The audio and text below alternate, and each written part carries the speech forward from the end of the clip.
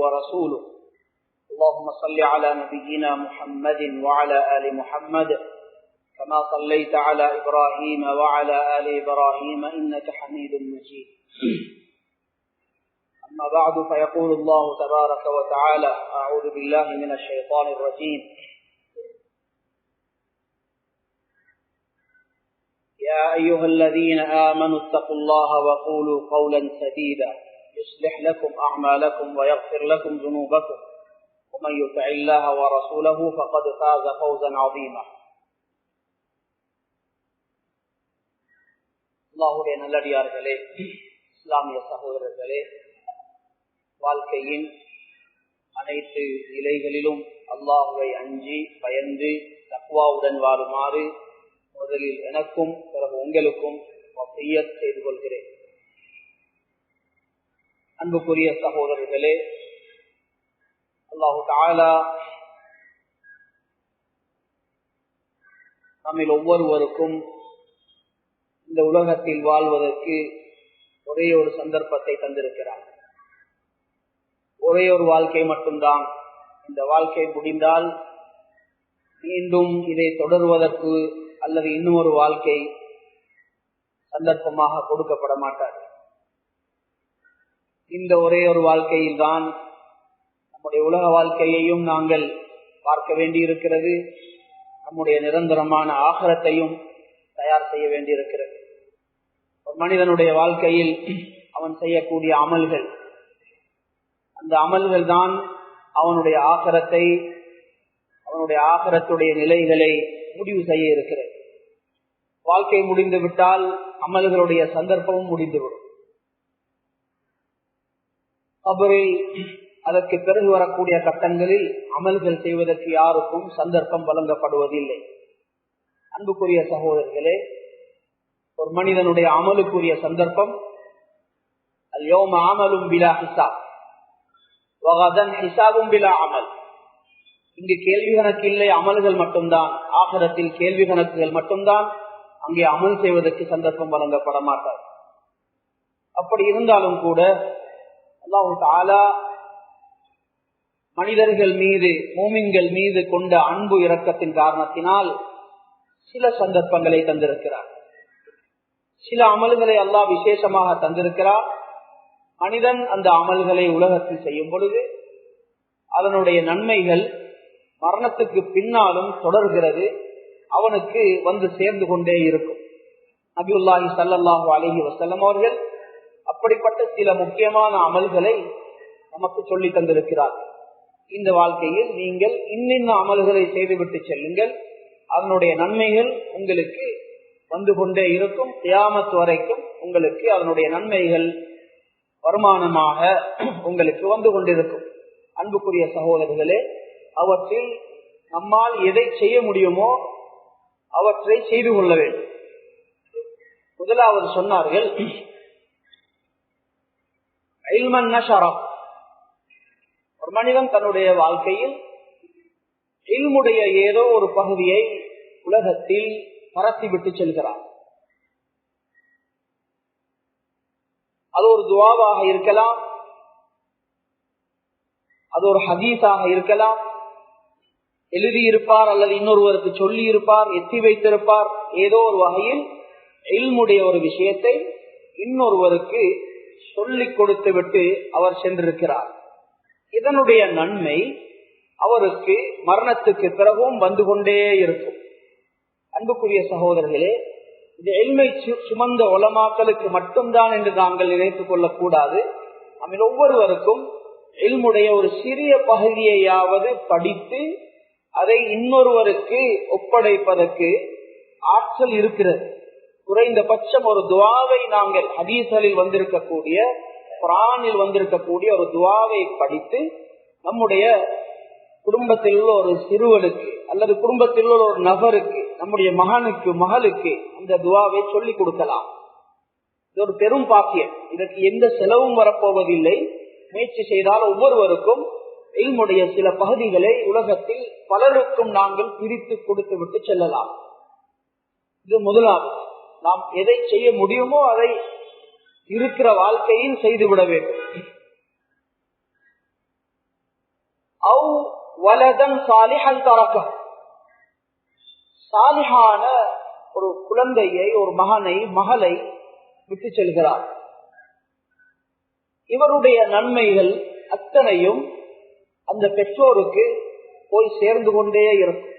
வல்வலது மின் சாயி அபி, குழந்தைகள் செய்யக்கூடிய நன்மைகள் ஒவ்வொன்றிலும் அந்த பெற்றோர்களுக்கு பங்கு இருக்கிறது.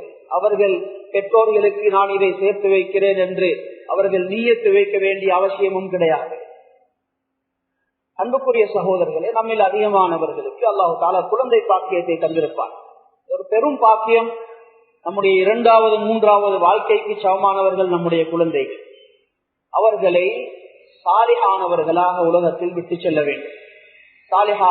அவர்கள் சாலிஹானவர்களாக வருவதற்கு நிறைய துஆக்கள் செய்ய வேண்டும் என்று குர்ஆன் நமக்கு கற்றுத் தந்திருக்கிறது. சையதுனா இப்ராஹிம் அலைஹிஸ்ஸலாத்து வஸ்ஸலாம் அவர்கள் தன்னுடைய குழந்தைகளுக்காக செய்த துஆக்களை அல்லாஹ் தஆலா குர்ஆனில் நமக்கு சொல்லி தந்திருக்கிறார். ஆக குறைந்தபட்சம் நம்முடைய குழந்தைகள் சாலிஹீன்களாக நல்லவர்களாக வருவதற்கு இந்த துஆவை நாங்கள் ஓத வேண்டும். இதையும் நாங்கள் ஓதவில்லை, இதை எல்லாவிடத்தில் கேட்கவில்லை என்றால் நாம் குழந்தை வளர்ப்பில் மிக பெரும் ஒரு குறைபாடு செய்கிறோம்.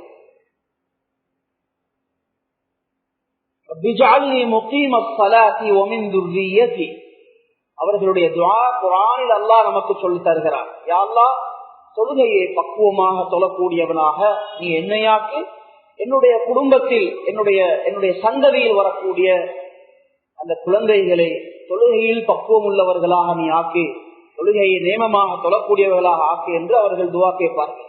இந்த துஆக்களை நாங்கள் பாடமிட்டு கேட்டு வர வேண்டும். அதுபோல ரப்பனா ஹப் லனா மின் அஸ்வாஜினா வ துர்ரியாத்தினா குர்ரத அயுன் வஜஅல்னா லில் முத்தகீன இமாமா. சையதுனா இப்ராஹிம் அலைஹிஸ்ஸலாம் அவர்கள் கேட்ட துஆ, அதை அல்லாஹ் தஆலா குர்ஆனில் நமக்கு சொல்லி தருகிறார். அதை நாம் பாடமிட்டு குழந்தைகளுக்காக துஆக்களை நிறைய கேட்க வேண்டும். அதுபோல அஸ்லிஹ் லி ஃபீ துர்ரியதி, குழந்தை பாக்கியம் யாருக்கெல்லாம் இருக்கிறதோ இந்த துஆவை அதிகமாக ஓத வேண்டும். அஸ்லிஹ் லி ஃபீ துர்ரியதி, என்னுடைய குழந்தைகளை நல்லவர்களாக நீ ஆக்கி தருவாயாக. இந்த துஆவை அதிகம் கேட்கிறவர்கள் குழந்தைகளால் கை செய்தப்படக்கூடிய நிலைகளை அடைய மாட்டார்கள் என்று உலமாக்கள் சொல்கிறார்கள். அன்புக்குரிய சகோதரர்களே, சாலிஹான குழந்தைகளை உலகத்தில் விட்டு செல்ல வேண்டும். அவர்கள் செய்கிற அமல்கள், அவர்களால் நடக்கக்கூடிய சேவைகள் அத்தனையிலும் இந்த பெற்றோர்களுக்கு பங்கு வந்து கொண்டே இருக்கும். சையதுனா யாக்கூப் அலைஹிஸ்ஸலாத்து வஸ்ஸலாம் அவர்கள் செய்த உபதேசம் குழந்தைகளுக்கு குர்ஆனில் நமக்கு அல்லாஹ் சொல்லி இருக்கிறார். அவர்கள் எப்படி உபதேசம் பண்ணினார்கள். ஒரு நபருடைய, ஒரு மனிதரை, ஒரு நபியும் இல்லாத, ஒரு ரசூலும் இல்லாத ஒரு மனிதரை பற்றி அல்லாஹ் தஆலா குர்ஆனில் மிக புகழ்ந்து பேசி இருக்கிறார். அவருடைய பெயரை சொல்லி, அவருடைய வார்த்தைகளை எல்லாம் நமக்கு சொல்லி அல்லாஹ் புகழ்ந்து பேசி இருக்கிறார். அவ்வளவு அவர்களை புகழ்ந்து பேசுவதற்கு காரணம் என்ன என்று பார்த்தால், அன்புக்குரிய சகோதரர்களே, வேறொன்றுமில்லை, ஒரு மகனை அவர்கள் வைத்துக் கொண்டு அவருக்கு செய்த அன்பான உபதேசங்கள். லுக்மான் அலைஹிஸ்ஸலாம் அவர்கள் ஒரு நபி அல்ல, ரசூல் அல்ல, அல்லாஹுடைய ஒரு வலியாக, நேசராக இருந்தவர். தன்னுடைய மகனுக்கு செய்த நசீஹத்துகள், அவருடைய மகன் அவர்களை போல ஒரு நல்ல மனிதர், ஒரு சாதாரணமானவராக இருக்க முடியாது. ஆனால் அந்த மகனை வைத்துக் கொண்டு அவர்கள் செய்த அந்த உபதேசங்கள், யா புனைய லா துஷ்ரிக் பில்லாஹ், என்னுடைய மகனே அல்லாஹ்வுக்கு இணை வைக்க வேண்டாம். நம்முடைய குழந்தைகளை பொறுத்தவரையில் அவர்கள் நாளை இணை வைப்பார்கள், குஃப்ர் ஷிர்கில் செல்வார்கள் என்று நாங்கள் கனவிலும் நினைப்பதில்லை. காரணம், அவர்கள் நல்ல சூழலில் வளர்கிறார்கள். அப்படி இருந்தாலும் பெற்றோர்கள் என்ற வகையில் இந்த உபதேசத்தை நாம் அவர்களுக்கு சொல்வது நம்முடைய கடமை. நம்முடைய நாவால் அவர்களுக்கு சொல்ல வேண்டும். யா புனைய லா துஷ்ரிக் பில்லாஹ், மகனே மகளே எப்பொழுதும் அல்லாஹ்வுக்கு இணை வைக்க வேண்டாம். சூரா லுக்மான் இருக்கிறது, அதனுடைய 2வது ருக்கூஇல் அவர்கள் செய்த அந்த உபதேசங்கள் சொல்லப்பட்டிருக்கிறது. அதை எடுத்து வாசித்து பாருங்கள். அந்த முறையில் எங்களுடைய உபதேசங்களை அமைக்க வேண்டும். யாக்கூப் அலைஹிஸ்ஸலாம் அவர்களுடைய மகன்மார்கள், இவர்கள் நபிமார்களா வலிமார்களா என்பதில் உலமாக்களிடத்தில் கருத்து வேற்றுமை இருக்கிறது. அதிகமான உலமாக்களுடைய கருத்தின்படி அவர்கள் வலிமார்கள், அல்லாஹ்வுடைய இறைநேசர்களாக இருந்தவர்கள். அவர்கள் யாக்கூப் அலைஹிஸ்ஸலாம் அவர்கள் வஃபாத்துடைய நேரத்தில் தன்னுடைய மகன்மார்களையும் பேரர்களையும் வைத்து செய்த உபதேசத்தை அல்லாஹு தஆலா குர்ஆனில் சொல்லி இருக்கிறார். அவர்கள் என்ன சொல்கிறார்கள்? நான் மௌத்தானதற்கு பின்னால் நீங்கள் எதை வணங்க போகிறீர்கள்? அன்புக்குரியவர்களை யாருக்கு சொல்கிறார்கள்? நம்முடைய நாவுகளால் இந்த உபதேசங்களை குழந்தைகளுக்கு சொல்ல வேண்டும். ஒரு தகப்பன் அல்லது ஒரு தாய் தன்னால் முடியுமான முயற்சிகளை செய்யும் பொழுது அல்லாஹு தஆலா அந்த குழந்தைகளை வீணாக்குவதில்லை. யாருக்கெல்லாம் அல்லாஹு தஆலா குழந்தை பாக்கியத்தை தந்திருக்கிறானோ அவர்கள் இந்த முயற்சிகளை செய்யாமல் மரணித்து விடக்கூடாது. மூன்றாவது, ஒருவர் தன்னுடைய வாழ்நாள் காலத்தில் குர்ஆன் ஒன்றை வைத்து பார்த்து ஓதி ஓதி அதை தன்னுடைய அனந்தர சொத்தில் தன்னுடைய குழந்தைகளுக்கு தன்னுடைய நெருங்கிய உறவினர்களுக்கு விட்டு செல்கிறார். அன்புக்குரிய சகோதரர்களே, நம்ம ஒவ்வொருவருக்கும் சொந்த குர்ஆன் இருக்க வேண்டும். சொந்த குர்ஆன் நம்முடைய வீடுகளில் ஒவ்வொருவருக்கும் தனியான படுக்கை இருக்கிறது. ஒவ்வொருவருக்கும் தனியான ஆடைகள், தனியான ரூம் வசதிகள். இது போல டூத் பிரஷில் இருந்து ஒவ்வொருவருக்கும் தனித்தனியாக ஒவ்வொரு பொருளும் இருக்கிறதை பார்க்கிறோம். எத்தனை பேர்களுக்கு சொந்த குர்ஆன் இருக்கிறது என்று பார்த்தால், அன்புக்குரிய சகோதரர்களே, நிறைய பேர்களுக்கு சொந்த குர்ஆன் இல்லை. நம்முடைய வீடுகளில் இது தகப்பனுடைய குர்ஆன், இது தாயுடைய குர்ஆன், இது நானாவுடையது, இது தம்பியுடைய குர்ஆன் என்று ஒவ்வொருவருக்கும் குர்ஆன் இருக்க வேண்டும். நாம் ஓதி ஓதி ஓதி மரணிக்கும் பொழுது நம்முடைய அனந்தர சொத்தில் நம்முடைய குர்ஆனையும் நாம் விட்டு செல்ல வேண்டும். இது ஒரு பெரும் பாக்கியம். நாம் 20, 30, 40 வருஷங்கள் எத்தனையோ கத்மாத்துகள், எத்தனையோ குர்ஆன்கள் ஓதி முடித்த குர்ஆன்கள் நாங்கள் மௌத்தாகும் பொழுது எங்களுடைய அனந்தர சொத்தில் இருக்க வேண்டும். இன்ஷா அல்லாஹ் நாம் அப்படி ஒரு முயற்சி செய்தால் அந்த சொத்தை எடுத்து பாதுகாத்து ஓதக்கூடிய குழந்தைகளையும் அல்லாஹு தஆலா நமக்கு ஏற்படுத்தி தருவார். அன்புக்குரிய சகோதரர்களே, நம்ம யாரும் இந்த முயற்சியை செய்ய முடியாதவர்கள் அல்ல. நாம் வசிக்கக்கூடிய இந்த பகுதியில் தான் குர்ஆன் விற்பனை செய்யப்படுகிறது. இலங்கையில் எத்தனையோ பகுதியில் இருந்து மக்கள் குர்ஆன்களை வாங்கி கொண்டு செல்கிறார்கள். அன்புக்குரிய சகோதரர்களே, நம்முடைய வீடுகளில் குர்ஆன்கள் இல்லாமல் இருந்து விடக்கூடாது. ஒவ்வொருவருக்கும் தனித்தனி குர்ஆன் இருக்க வேண்டும். ஒவ்வொரு நாளும் குர்ஆனில் ஒரு சில பகுதியையாவது நாம் ஓத வேண்டும். துனியா ஆகிரத்துடைய அத்தனை கயிறுகளையும் அல்லாஹு தஆலா குர்ஆன் திலாவத்தில் மறைத்து வைத்திருக்கிறார். ஆகிரத்து மட்டுமல்ல, சவாப் மட்டுமல்ல, துனியாவுடைய எத்தனையோ லாபங்களையும் அல்லாஹு தஆலா எத்தனையோ நோய்களுடைய ஷிஃபாவையும் குர்ஆனுடைய ஆயத்துக்களில் வைத்திருக்கிறார். அன்புக்குரிய சகோதரர்களே, நிறைய குர்ஆன் ஓதப்பட வேண்டும் நம்முடைய வீடுகளில். அல்லாஹு தஆலா வீடுகளில் இதை கொண்டு பரக்கத்தை உண்டாக்குவார். அடுத்து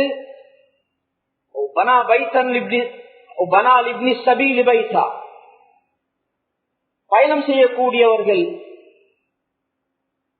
இவர்களுக்காக அவர்கள் வந்து ஓய்வெடுத்து தங்கிவிட்டு தேவைகளை பூர்த்தி செய்து கொள்வதற்காக ஒருவர் ஒரு இடத்தை ஏற்பாடு செய்துவிட்டு, ஒரு வீட்டையோ ஒரு அறையையோ இடத்தையோ ஏற்பாடு செய்துவிட்டு மரணிக்கிறார். சொன்னார்கள், இதனுடைய நன்மை வந்து கொண்டே இருக்கும். ஊர்கள் இருந்து நம்முடைய ஊருக்கு கொழும்புக்கு வருகிறார்கள், நாம் கொழும்பில் இருந்து வெளியூர்களுக்கு செல்கிறோம். அன்புக்குரிய சகோதரர்களே, முஸ்லிம்கள் வாழக்கூடிய அந்த இடங்களுக்கு யாராவது சென்றால் அங்கே அவர்களுக்கு இந்த ஏற்பாடுகள் இருக்க வேண்டும். வரக்கூடிய பிரயாணிகள் அழகாக ஓய்வெடுத்து தம்முடைய தேவைகளை பூர்த்தி செய்து கொண்டு சாப்பிட்டு விட்டு குடித்து விட்டு செல்வதற்கு உரிய ஏற்பாடுகள் உள்ள இடங்களை நாங்கள் அமைக்க வேண்டும். இது மார்க்கத்துடைய பார்வையில் ஒரு மனிதன் செய்யக்கூடிய ஒரு பெரிய அமல். இதனுடைய நன்மைகள் ஒரு மனிதனுக்கு ஆகிரத்து வரைக்கும் தொடர்ந்து கொண்டே இருக்கும். நாம் மரணித்து விடுவோம், அந்த இடங்களில் மக்கள் வருவார்கள் போவார்கள், நன்மைகள் நமக்கு வந்து சேர்ந்து கொண்டே இருக்கும். இந்த ஆஸ்பத்திரிகள் இருக்கிற இடங்கள் எல்லாம் சில நல்ல மனிதர்கள் இப்படியான ஏற்பாடுகளை செய்திருக்கிறதை நாங்கள் பார்க்கிறோம். ஒவ்வொரு ஊர்களிலும் இப்படிப்பட்ட ஏற்பாடுகள் வர வேண்டும். அடுத்தது சொன்னார்கள், ஒரு மனிதர் தண்ணீர் ஓடுவதற்கான ஏற்பாட்டை செய்துவிட்டு செல்கிறார். ஒரு ஊரில் மக்கள் வாழ்கிறார்கள், தண்ணீருக்கு கஷ்டப்படுகிறார்கள். அந்த ஊரில் தண்ணீர் ஓடுவதற்காக ஒரு ஓடையோ ஆற்றையோ ஏதோ ஒன்றை அவர் ஏற்பாடு செய்துவிட்டு, ஒரு கிணற்றையோ ஏற்பாடு செய்துவிட்டு செல்கிறார். இதனுடைய நன்மை அவருடைய மரணத்துக்கு பின்னாலும் அவருக்கு வந்து கொண்டே இருக்கும். சஹாபி வந்து கேட்டார்கள், யா ரசூலல்லாஹ் ஸல்லல்லாஹு அலைஹி வஸல்லம், சதகாக்களில் என்னுடைய தகப்பனார் இறந்து விட்டார்கள், அவர்களுக்கு நான் ஏதாவது சதகா செய்தால் அவர்களுக்கு அது போய் சேருமா? சேரும், தாராளமாக செய்யுங்கள் என்கிறார்கள். ஐயோ சதகாத்தி அஃதல், அவர்களுக்கு செய்வதற்கு மிக சிறந்த சதகா எது? அஸ்ஸகி, மக்களுக்கு தண்ணீருக்கான ஏற்பாட்டை செய்து கொடுங்கள். அன்புக்குரிய சகோதரர்கள், தண்ணீருக்கான ஏற்பாடு அது சகி என்று வரும்பொழுது ஒரு கிளாஸ் தண்ணீரை ஒருவருக்கு குடிக்க கொடுத்தாலும் அது சகிதான், ஒரு கிணற்றை தோண்டி கொடுத்தாலும் அதுவும் சகிதான். யார் தண்ணீருக்கான ஏற்பாட்டை செய்கிறார்களோ அத்தனை பேரும் அதற்குள்ளே அடங்குகிறார். மிக சிறப்பான ஒரு சதகா. அப்படியே கடைகளுக்கு வீடுகளுக்கு யாராவது ஒருவர் வந்தால் குறைந்தபட்சம் நம்முடைய வீடுகளில் ஒரு மிடர் தண்ணீரை கொடுக்காமல் அவர்களை நாங்கள் திருப்பி அனுப்பிவிடக் கூடாது. சில பொழுது கியாமத்துடைய நாளில் அந்த நல்ல மனிதர்களுடைய சிபாரிசுக்கு அது காரணமாக அமையும். அன்புக்குரிய சகோதரர்களே, மிக சிறப்பான ஒரு சதகாவாக சகி சொல்லப்பட்டிருக்கிறது. நாம் ஹாக்கிம் ரஹிமஹுல்லா அவர்களுடைய சீராவில் எழுதப்பட்டிருக்கிறது. அவர்களுக்கு முகத்தில் ஒரு காயம் வந்து அந்த காயத்தில் இருந்து தொடர்ச்சியாக நீர் வடிந்து கொண்டே இருந்தது. மருத்துவம் செய்தார்கள், குணமாகவில்லை. அப்போது அவர்களுக்கு ஒருவர் ஆலோசனை சொல்கிறார், நீங்கள் மக்களுக்கு தண்ணீர் கொடுப்பதற்கான ஒரு சதகாவுக்கான ஏற்பாட்டை செய்யுங்கள், இது குணமாகிவிடும் என்று சொல்கிறார்கள். அவர்கள் அப்படிப்பட்ட ஒரு ஏற்பாட்டை செய்து கொடுத்தார்கள். அன்புக்குரிய அவர்கள் தன்னுடைய வீட்டுக்கு முன்னால் மக்கள் தண்ணீர் குடிப்பதற்கான ஒரு ஏற்பாட்டை செய்கிறார்கள். கொஞ்ச நாள் போகவில்லை, அல்லாஹு தஆலா அவர்களுக்கு அந்த காயத்தை சுகப்படுத்தியதாக சரித்திரம் சொல்கிறது. அன்புக்குரிய சகோதரர்களே, அல்லாஹு தஆலா இப்படிப்பட்ட சதகாக்களுக்கு பின்னால் நோய்களுக்குரிய ஷிஃபாவை மறைத்து வைத்திருக்கிறார். அப்துல்லாஹ் இப்னு முபாரக் ரஹிமஹுல்லாஹ் அவர்களிடத்தில் ஒரு மனிதர் வந்து சொல்கிறார்கள், எனக்கு காலில் ஒரு காயம் ஏற்பட்டிருக்கிறது, அதிலிருந்து தொடர்ச்சியாக அந்த சீல் வழிந்து கொண்டே இருக்கிறது, 7 வருஷங்களாக நான் இதில் கஷ்டப்பட்டுக் கொண்டிருக்கிறேன். சொன்னார்கள், நீங்கள் தண்ணீருக்கு கஷ்டப்படக்கூடிய மக்கள் வசிக்கக்கூடிய இடம் ஒன்றுக்கு போய் அவர்களுக்கு தண்ணீருக்கான ஏற்பாடு செய்து கொடுங்கள், ஒரு கிணற்றை நீங்கள் கட்டி கொடுக்கலாம். அந்த மனிதர் அப்படியே செய்கிறார். கொஞ்ச காலம் செல்லவில்லை, அவருடைய காயம் குணமாகியதாக உலமாக்கள் சரித்திரத்தில் எழுதி வைத்திருக்கிறார்கள். அன்புக்குரிய சகோதரர்களே, இப்படிப்பட்ட ஏற்பாடுகள் இந்த காலங்களில் எல்லா இடங்களிலும் கிணறுகள் தோன்றுவதற்கு வசதி இருக்க மாட்டாது. அப்படிப்பட்ட சந்தர்ப்பங்கள் இல்லாத ஒரு நிலை இருக்கிறது. ஆனால் எத்தனையோ இடங்களில் மக்கள் தண்ணீருக்கான வசதி இல்லாதவர்கள் இருக்கிறார்கள், அவர்களுக்கு தண்ணீர் எடுத்து கொடுக்கலாம். பொது இடங்களில், மஸ்ஜித் போன்ற இடங்களில் மக்கள் நிறைய தண்ணீர் உபயோகிக்கிறார்கள், குடிக்கிறார்கள், குளிக்கிறார்கள், உது செய்கிறார்கள். அந்த இடங்களில் வரக்கூடிய தண்ணீர் கட்டணங்களை நாங்கள் பொறுப்பெடுக்கலாம். ஏதோ ஒரு வகையில் மக்களுக்கு தண்ணீர் கொடுக்கலாம். நம்முடைய கடைகளில், வியாபார ஸ்தலங்களில் மக்கள் வந்தால் தண்ணீர் குடித்து விட்டு செல்வதற்கு நாம் ஏற்பாடு செய்து கொடுக்கலாம். வழிகளை தேடுபவர்களுக்கு ஆயிரம் உலகத்துல வழிகள் இருக்கின்றன. அன்புக்குரிய சகோதரர்களே, எதை செய்ய முடியுமோ அதை நாங்கள் செய்வோம். இதற்கெல்லாம் நிறைய பணங்கள் தேவைப்பட மாட்டாங்க. தண்ணீர் கட்டணத்தில் ஒரு சிறிய பகுதியை நாம் பொறுப்பேற்றுக் கொள்ளலாம். அல்லாஹு தஆலா ஒரு மனிதனுடைய உள்ளத்துல இருக்கக்கூடிய எண்ணத்தை பார்க்கிறார், அளவுகளை அவன் பார்ப்பதில்லை. யார் எப்படி நினைக்கிறார்கள் என்பதை அல்லாஹ் பார்க்கிறார். அன்புக்குரிய சகோதரர்களே, பெரும் பெரும் நியத்துகளில் நாங்கள் முடியுமான சிறு சிறு காரியங்களை செய்யும் பொழுது அல்லாஹு தஆலா அதை கொண்டு பெரும் நன்மைகளை நமக்கு ஏற்படுத்தி தருகிறார். அதே போல சொன்னார்கள், ஒருவர் தன்னுடைய வாழ்நாள் காலத்தில் மரணத்துக்கு முன்னால் சதகா ஒன்றை கொடுத்து விட்டு செல்கிறார். அது சதகா ஜாரியா, தன்னுடைய மரணத்துக்கு பின்னாலும் நீண்ட காலம் இருக்கக்கூடிய ஒரு சதகாவை கொடுத்து விட்டு செல்லும் பொழுது அந்த சதகா அவருக்குரிய வருமானமாக நிரந்தரமாக அவருடைய ஆக்கிரத்துக்கு வரக்கூடிய நன்மைகளாக மாறுகின்றன என்று சொன்னார்கள். அன்புக்குரிய சகோதரர்களே, இந்த சதகாயிடு வரும்பொழுது இதற்குள்ள எத்தனையோ விஷயங்கள் அடங்கலாம். நமக்கு தெரியும் எந்தெந்த பொருள்கள் எல்லாம் நீண்ட காலம் பாவிக்கப்படுமோ அப்படிப்பட்ட ஒவ்வொன்றையும் சதகா ஜாரியாவாக நாம் கொடுத்து விட்டு செல்லலாம். ஒருவர் மஸ்ஜித் ஒன்றை கட்டிவிட்டு செல்கிறார், அதுல அது இருக்கிற காலம் வரைக்கும் அவருக்கு நன்மைகள் வந்து சேர்ந்து கொண்டே இருக்கும். ஹதீஸ் என்ன சொல்லுகிறது? மனிதர் ஒரு சிறிய 2-3 பேர்கள் தொழ முடியுமான அளவு சிறிய ஒரு மஸ்ஜிதை, ஒரு புறா கூட்டின் அளவு, ஒரு பறவை கட்டக்கூடிய கூட்டின் அளவுக்கு சிறிய ஒரு மஸ்ஜிதை கட்டினாலும் வனல்லாஹு லஹு பைத்தன் ஃபில் ஜன்னah, சொர்க்கத்தில் அல்லாஹ் தஆலா அவருக்கு ஒரு மாளிகையை, ஒரு வீட்டை கட்டி கொடுக்கிறான் என்று சொன்னார்கள். அன்புக்குரிய சகோதரர்களே, ஒரு பெரும் ஒரு அமல்தான் மஸ்ஜிதுகளை கட்டுவது என்று சொல்வது. அல்லாஹ் தஆலா அந்த மஸ்ஜிதில் தொழக்கூடியவர்கள், தொழக்கூடிய நன்மைகள் ஜிக்ர் செய்யக்கூடியவர்கள் ஜிக்ர் செய்கிற நன்மைகள், குர்ஆன் ஓதக்கூடியவர்கள் குர்ஆன் ஓதுகிற நன்மைகள் அத்தனையும் அல்லாஹ் தஆலா அவர்களுக்கு கொண்டு வந்து சேர்த்து கொண்டே இருப்பார். இந்த மஸ்ஜிதுக்கு இப்பொழுது அதாவது ஒரு நூற்றாண்டையும் கடந்து 130 அல்லது அதை விட அதிக வருஷங்கள் அந்த காலத்தில் யாரோ ஒருவர் இந்த நிலத்தை வக்ஃப் செய்திருக்கிறார். அன்புக்குரிய சகோதரர்களே, அவர் எவ்வளவு பெரிய பாக்கியசாலியாக இருப்பார். அந்த காலத்தில் இந்த மஹல்லாவில் இவ்வளவு பெரும் மக்கள் தொகை இருந்திருக்க மாட்டார்கள். அவர்கள் சில பொழுது நினைத்திருக்கவும் மாட்டார், இந்த இடத்தில் ஒரு மஸ்ஜிதா என்று அவர்கள் நினைத்திருக்கவும் மாட்டார்கள். எத்தனை வருஷங்கள் இங்கு ஆயிரக்கணக்கான மனிதர்கள் தொழுகிறார்கள். அத்தனையும் அந்த மனிதர்கள் இதை இஹ்லாசுடன் செய்திருக்கும் பொழுது அல்லாஹு தஆலா அந்த நன்மைகளை அவர்களுக்கு கொண்டு போய் சேர்த்து கொண்டே இருக்கிறார். அன்புக்குரிய சகோதரர்களே, இப்பொழுது தேவை கருதி மஸ்ஜித் உடைக்கப்பட்டிருக்கிறது. உங்களுக்கு தெரியும் எவ்வளவு பெரிதாக மஸ்ஜித் கட்டப்பட்டாலும் தொழுகையாளிகளுக்கு இடம் பற்றாக்குறை. அந்த அளவுக்கு அல்லாஹு தஆலா ஒரு நிலையை ஏற்படுத்தி இருக்கிறார். அன்புக்குரிய சகோதரர்களே, மிக இக்கட்டான ஒரு கட்டத்தில் மஸ்ஜித் உடைக்கப்பட்டிருக்கிறது. இது நம்மில் ஒவ்வொருவரும் யோசிக்க வேண்டும். அல்லாஹு தஆலா எனக்கு தந்திருக்கிற ஒரு சந்தர்ப்பம், இதில் ஏதோ ஒரு பகுதியில் நான் பங்கெடுக்க வேண்டும்.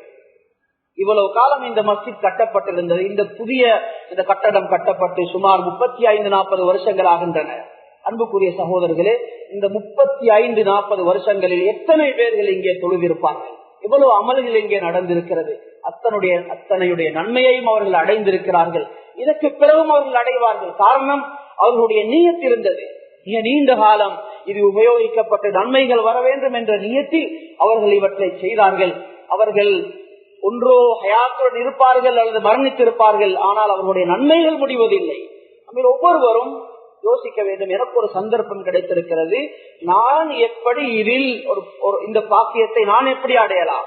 முஃப்தி ஷஃபி உஸ்மானி அவர்கள் ஒரு மதரசாவுடைய ஆசிரியராக இருந்தவர்கள், அதிபராக இருந்தவர்கள். அவர்களுடைய மகனார் சொல்கிறார்கள், என்னுடைய தகப்பனார் சொல்லுவார்கள், என்னுடைய தகப்பனாருடைய காலத்தில், அப்பொழுதுதான் அந்த கராச்சியில் அதிகமான மக்கள் முஸ்லிம்கள் போய் குடியேறி அங்கு மஸ்ஜிதுகள் கட்டப்பட்ட காலம். கராச்சியில் அவர்களுடைய காலத்தில் கட்டப்பட்ட அத்தனை மஸ்ஜிதிலும் அவர்கள் பங்கெடுத்திருக்கிறார்கள். மஸ்ஜிதுகளுக்கு பணம் வசூலிப்பதற்காக வேண்டி வரும் பொழுது அவர்கள் எப்பொழுதும் ஒரு பகுதியை தன்னுடைய வருமானத்திலிருந்து ஒரு பகுதியை ஒதுக்கி ஒரு பேக்கில் போட்டு வைத்திருந்தார்கள். அதிலிருந்து ஒரு பங்கை அதில் சேர்த்து விடுவார்கள்.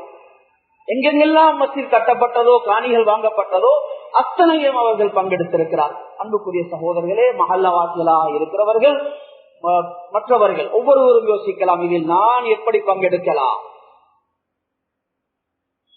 குறைந்தபட்சம் என்னுடைய செலவில் இந்த மஸ்ஜிதில் ஒரு கல்லாவது பதிக்கப்பட வேண்டும், ஒரு டைல் பதிக்கப்பட வேண்டும். என்னுடைய செலவில் நாம் மரணித்து விடுவோம், ஆனால் அந்த கற்கள் மரணிப்பதில்லை. நமக்கு பின்னால் எத்தனை வருஷங்கள் அது இருக்க போகிறது என்று நமக்கு தெரியாது. அன்புக்குரிய சகோதரர்களே, நாம் யோசித்து ஆலோசனைகள் செய்தால் நமக்கு வழிகள் திறப்படும், என்ன செய்ய வேண்டும் என்று புரிந்து கொள்ளலாம். நாம் ஒவ்வொருவரும் இதில் பங்கெடுத்து இந்த மஸ்ஜித் மிக அழகாகவும் சகல வசதிகளுடன் இந்த இடத்தில் அமைய வேண்டும். இன்னும் 1000 பேர்கள் இங்கு வந்து தொழ வேண்டும். அந்த நன்மைகள் எல்லாம் நமக்கு கிடைக்க வேண்டும். கொழும்பில் மிக முக்கியமான ஒரு இடத்தில் இந்த மஸ்ஜித் அமைந்திருக்கிறது என்பது எல்லோருக்கும் தெரியும். அன்புக்குரிய சகோதரர்களே, இந்த மஸ்ஜித் அவசரமாக கட்டி முடிக்கப்படுவதற்கு நம்முடைய உதவிகள் தேவை. நாம் ஒவ்வொருவரும் இதிலே பங்கெடுப்போம். நமக்கு செலவுகள் செலவழிக்க முடியாதவர்கள் எந்த வகையில் உடலால் நாம் என்ன செய்யலாம் என்பதையாவது யோசித்து நாம் அதில் பங்கெடுக்க வேண்டும். அல்லாஹ் தஆலா ஒரு மனிதனுடைய உள்ளத்தில் இருக்கிற நியத்துகளை பார்க்கிறான். நாம் எவ்வளவு கொடுத்தோம் என்பதல்ல, நம்முடைய மனசில் என்ன நினைத்தோம் என்பதை அல்லாஹ் பார்க்கிறான். அதற்குரிய கூலியை அல்லாஹ் தருவான். ஆகவே அன்புக்குரிய சகோதரர்களே, எதை நாம் வாழ்க்கையில் செய்ய முடியுமோ அவற்றை சந்தர்ப்பம் இருக்கிற பொழுது செய்து கொள்ள வேண்டும். அத்துடன் மஸ்ஜித் இப்பொழுது அரைவாசி அளவு குறைந்து ஒரு சிறிய பகுதி மட்டும்தான் தொழுகையாளிகளுக்கு இப்பொழுது ஒதுக்கப்பட்டிருக்கிறது. அன்புக்குரிய சகோதரர்களே, மார்க்கத்தில் அதாவது சன நெரிசல் என்று வரும் பொழுது விசேஷ சட்டங்கள் இருக்கின்றன. தொழுகையாக இருக்கலாம், மற்ற காரியங்களாக இருக்கலாம். ஒவ்வொன்றுக்கும் விசேஷமான சட்டம் இருக்கிறது. சன நெரிசல் என்று வந்துவிட்டால் அங்கு சட்டங்கள் மாறுபடும். தொழுகையிலேயும் சில அனுமதிகள், விசேஷ சலுகைகள் வழங்கப்பட்டிருக்கிறது. ஒன்றை நாம் நினைவில் வைத்துக் கொள்ள வேண்டும். மஸ்ஜிதில் இப்பொழுது கடைசியாக வரக்கூடியவர்கள் பாதைகளில் தொழுவதை சம்பூர்ணமாக தவிர்த்துக் கொள்ள வேண்டும். மிக நீண்ட காலம் இந்த வேலை நடைபெற்று இந்த மஸ்ஜிதுடைய வேலைகள் முடிவு பெற வேண்டி இருக்கிறது. அதற்குள் எந்த பிரச்சனையும் வராமல் அல்லாஹ் தஆலா பாதுகாக்க வேண்டும். அன்புக்குரிய சகோதரர்களே, பிரச்சனைகளுக்கு வழி வைக்க கூடாது. முடியுமான அளவு நாம் கஷ்டத்தை சுமந்து கொண்டாலும் பரவாயில்லை, இடம் இல்லையா வேறு மஸ்ஜிதுகளுக்கு போய் நாங்கள் தொழுது கொள்வோம். பிரச்சனைகளுக்கு வழி வைக்க கூடாது. ரோடுகளில் தொழுவதை சம்பூர்ணமாக தவிர்த்துக் கொள்ள வேண்டும். அதே போல் மஸ்ஜிதில் நெரிசல் ஏற்படும் பொழுது மக்கள் வந்து விட்டார்கள், வெளியில் இடம் இல்லை, இப்பொழுது என்ன செய்வது? இப்பொழுது நாங்கள் சப்புகளை சுருக்கிக் கொள்ள வேண்டும். சில பொழுது சஜதா செய்வதற்கு இடம் போதாது, முன்னால் தொழக்கூடியவருடைய காலில் தான் சுஜூது செய்ய வேண்டிய ஒரு நிலை வரும் என்றாலும் அப்பொழுது மார்க்கத்தில் அனுமதி இருக்கிறது. இப்பொழுது நாங்கள் சப்புகளை வளமையாக நிற்பதை விடவும், எல்லா நேரங்களிலும் அல்ல, இது சன நெரிசல் இருக்கிற நேரத்தில் வளமையாக இருக்கிறதை விடவும் கொஞ்சம் முன்னால் தள்ளி நின்று கொள்ளலாம். கோடுகளிலே நாங்கள் இருப்பதை தவிர்த்து கோட்டுக்கு முன்னால் மிக முடியுமான அளவு நெருக்கமாக இருந்து நாங்கள் தொழுகையை நிறைவேற்ற வேண்டும். அதுவும் சன நெரிசலையை கட்டுப்படுத்த முடியாத நிலை உண்டாகி ஒருவருடைய முதுகில் இன்னொருவர் சுஜூது செய்ய வேண்டிய ஒரு நிலை ஏற்பட்டால் மார்க்கம் அதையும் அனுமதிக்கிறது. இப்படி கூட சுஜூதுகள் நிறைவேறும். அன்புக்குரிய சகோதரர்கள், இதையும் நாங்கள் கவனித்துக் கொள்வோம். இப்பொழுது தொழுகை நடைபெற இருக்கிறது. தொழுகையின் பொழுது கீழ்மாடியில் இருக்கக்கூடிய அந்த சன நெரிசலை கவனித்து இந்த முறையில் சப்புகளை அமைத்துக் கொள்ளுங்கள். அல்லாஹு தஆலா நம் அனைவருக்கும் அவன் விரும்பக்கூடிய அமல்களை செய்து அவனுடைய பொருத்தத்தை பெற்றுக் கொள்ளக்கூடிய பாக்கியத்தை நசீபாக்குவானாக.